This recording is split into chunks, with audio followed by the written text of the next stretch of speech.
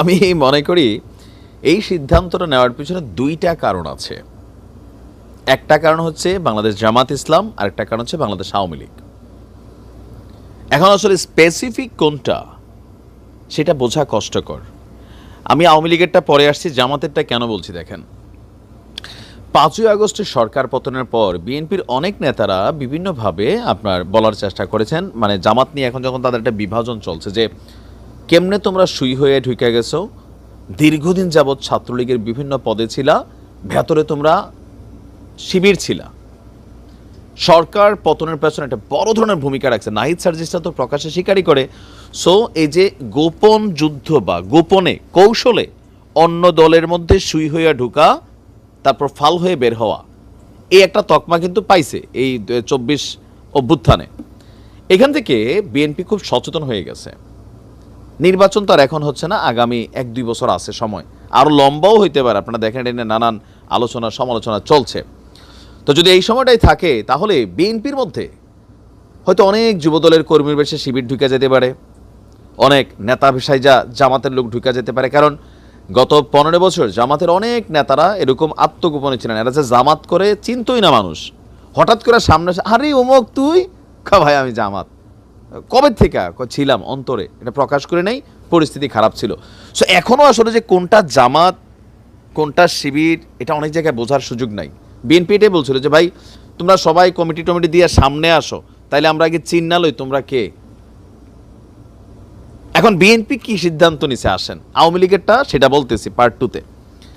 নতুন কাউকে কোনোভাবেই দলে জায়গা দেবে না বিএনপি। কেন বিএনপির হঠাৎ করে মনে হইল এখন তো দল ভারী করার সময়, ভোটার বৃদ্ধি করার সময়, জায়গায় জায়গায় কর্মী সংগ্রহের সময়, তাই না, একটা পজিটিভ অবস্থান। কিন্তু ভয়টা হচ্ছে ওই যে অনুপ্রবেশকারী, যে অনুপ্রবেশকারীরা আওয়ামী লীগকে ডুবাইছে।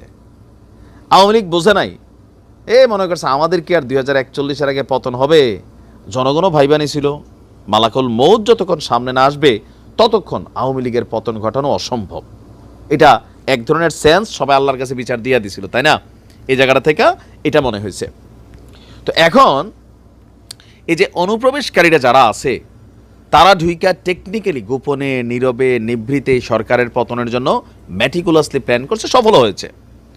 এখন 2 বছরে বিএনপির আবার 12টা বাজবে না তো। কেউ কেউ বলছেন ছাত্রলীগের সময় যত হেলমেট বাহিনী ছিল এদের মধ্যে কয়জন অরিজিনাল ছিল, নাকি এটা কোনো অনুপ্রবেশকারীরা ঘটাইছে। ছাত্রলীগ এবার সুযোগ পাইছে, ইয়েস দেখো আমরা আমাদের মধ্যে এরা হেলমেট বাহিনী হাতুরা বাহিনী এরা এসা এগুলা কইরা আমাদেরকে বদনাম করছে, অরিজিনাল ছাত্রলীগ তো খুঁজে পাওয়া যায় নাই। তো তুমি কি করছো সাদ্দাম? আমি খালি ইন্টারভিউ দিছি, বিভিন্ন জায়গায় বক্তব্য দিছি, কমিটি বানাইছি, টাকা পয়সা যে যা দিছে নিছি। হ্যাঁ, ব্যবসা তো আসে, পাশ করার পরে বিসিএস দেওয়ার দরকার নাই, ক্ষমতায় ছিলাম। এখন আবার ছাত্রদল সভাপতির ওই দিন দীপ্তি চৌধুরী কি জানি প্রশ্ন করছে, এগুলো চলে রাজনীতিতে, এগুলো চলে। যাই হোক, এখন বিএনপির যে সিদ্ধান্ত, অরাজনৈতিক ব্যক্তি কিংবা অন্য কোনো দলের কাউকে বিএনপিতে যোগদান করানো যাবে না বলে হুঁশিয়ারি দিয়েছেন জ্যেষ্ঠ যুগ্ম মহাসচিব রুহুল কবির রিজভী। শব্দটা খেয়াল করছেন, অরাজনৈতিক ব্যক্তি অন্য কোনো দলের। এখন জামাতের তারা তো দম যাওয়ার আগে বিএনপিতে যোগ দিবে না সরাসরি, এখন কারা দিবে? আওয়ামী লীগ। এখানে বলছে আওয়ামী লীগের আলোচনাটা পরে করি। বাংলাদেশের অনেক জায়গায় দল বদল শুরু হয়েছে। ওই যে একজন আওয়ামী লীগের নেতা দেখছিলাম, তিনি মুজিব কোট পোড়ায়া টোড়ায়া তিনি প্রমাণ করতে চাইছেন তিনি মুজিবরে কতটা ঘৃণা করেন। কেন দরকার হলো এই ঘৃণার দৃশ্য? কারণ এখন আওয়ামী লীগের 2-4-10 বছর ক্ষমতায় আসবে না, এইটা ওনার বিশ্বাস হয়েছে। আসবে না এটাও স্বাভাবিক। তো চিন্তা করছে আগামী দিন সময়টা আছে, কি করবো, বিএনপি সাজি। তো এরকম অনেক জায়গায় কিন্তু হচ্ছে, আওয়ামী লীগ থেকে তারা পদত্যাগ করতেছেন, দুধ দিয়ে গোসল করতেছেন। এই দৃশ্য আমরা 5ই আগস্ট আগে দেখছি কি বিএনপি নেতাকর্মীদের মধ্যে, যে বিভিন্ন জায়গায় দলে দলে আইসা তারা আওয়ামী লীগে যোগ দিছে। অন্য দল বলতে যেটা বোঝানো হয়েছে জাতীয় পার্টি অথবা আওয়ামী লীগ। এখান থেকে অনেকেই বিএনপির সাথে কানেক্ট হইতে চাইবে, এটা খুবই স্বাভাবিক। এলাকা ভিত্তিকভাবে বিভিন্ন কমিটি টমিটিতে নাম নেওয়ার। আর অরাজনৈতিক ব্যক্তিদেরকে কেন চাচ্ছে না? অরাজনৈতিক ব্যক্তিদেরকে এই কারণে চাচ্ছে না, যেই ব্যক্তিটা রাজনীতি করে না তারা আইডেন্টিফাই করা কষ্টকর। কারণ জামাতের নেতাগুলো এই মুহূর্তে অরাজনৈতিক ব্যক্তি হিসেবে সমাজে ছড়িয়ে ছিটিয়ে আছে, জনমত তৈরিতে কাজে লাগাচ্ছে। যেমন ধরেন আপনি একটা চা দোকানে বসছেন, রাজনীতির আলোচনা হচ্ছে, তো সেইখানে একজন মানুষ এমনি তার রাজনীতির ইন্টারেস্ট ওনারা দেখা যায় না, গত 10-15 বছর ধরে উনি আসলে এই এলাকায় হয়তো থাকে, তো আলোচনার মধ্যে না ভাই অনেক হয়েছে, আওয়ামী লীগ বিএনপি জামাতটাই মনে হয় ভালো, এই যে এটা একটা জনমত তৈরি করা, এগুলো কিন্তু নানান জায়গায় নানান ধরনের মেটিকুলাস প্ল্যান অনুযায়ী কাজ হয়। তো সেই কারণে বিএনপি বলতেছে যে অরাজনৈতিক ব্যক্তি যাদের কোনো রাজনৈতিক আইডেন্টিটি নাই এদেরকেও দলে ঢুকাবে না।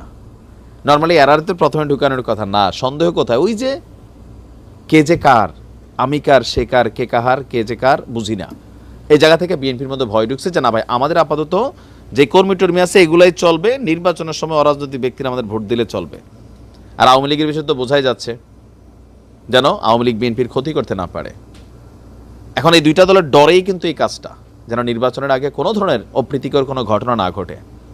কারণ এইবার যদি ক্ষমতায় যাওয়ার রাস্তাটা থেকে সইরা যায় দেরি আছে। এটার নাম হচ্ছে রাজনীতি। ভালো থাকুন।